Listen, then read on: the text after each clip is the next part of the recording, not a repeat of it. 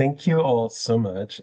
You just increased like future Remy's TBR pile by six. So I have mixed feelings about that, but I'm excited I mean, all of your books sound amazing. I'm never going to get through that TBR pile. But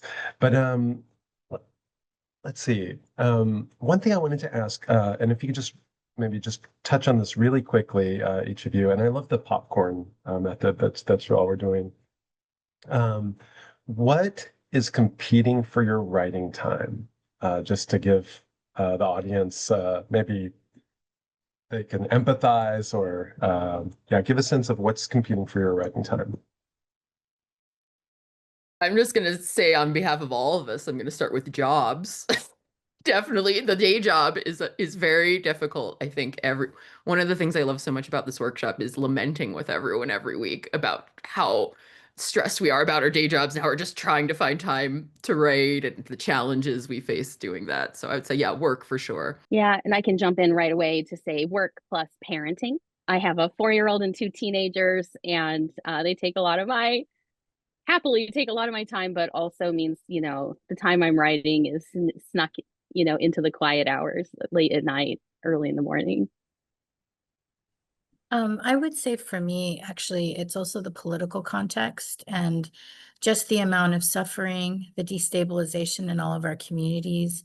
I think that can really occupy a huge portion of your brain if it's not also formally part of your work, which it is in my case, because I direct a civil rights organization.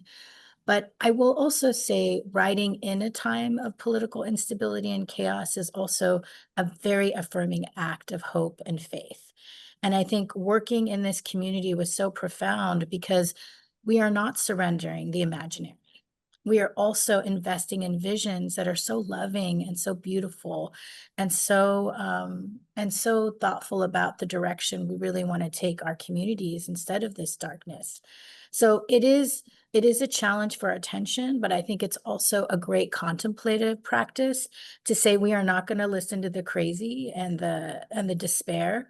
We're going to focus on the trajectory where we come out on the other side. And that's been very, very affirming, particularly with this amazing class of novelists. Yeah, and I'd add on top of all of the external, that has been so well put, the internal, right? Doubt eats a lot of your writing time if you let it. And this class has also been helpful with that.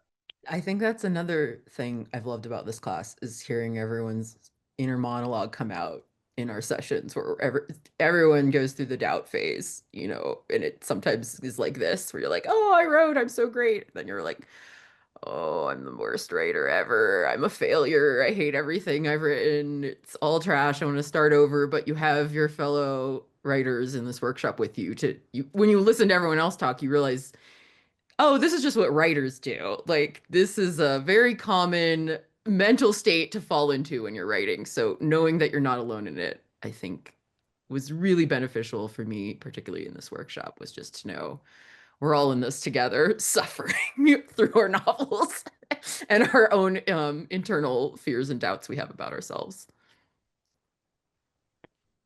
For me, oh, sorry, Gitanjali.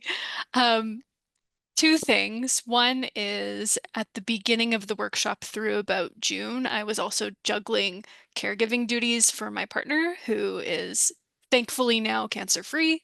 But at the beginning of the workshop, we were going through a bit of a timeline, as you can imagine, with treatment and so on going on. So that was one of the things I was balancing. The other thing I am constantly balancing is just every other idea that wants my attention. Every single other short story, novella, or novel idea that is trying to come in and make a home for itself in my already very limited brain. And I have to just say, no. Or I write it for a day and then I try to escape. Or I write the whole thing and then try to get back on track with the novel. Anyway, that's another story. But Gitanjali? I just had, during the course of this, I had my thesis defense. So that was a bit stressful. And then now I'm applying for postdocs and I'm applying for jobs. I kept getting different short-term jobs so that it's really hard to manage time around those sorts of commitments.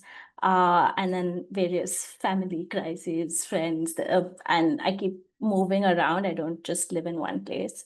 So yeah, but yeah, I just had a day when I spent most of my time writing, so I'm feeling really great at having one of those days. But that's also because I didn't get a job I really wanted. But silver lining.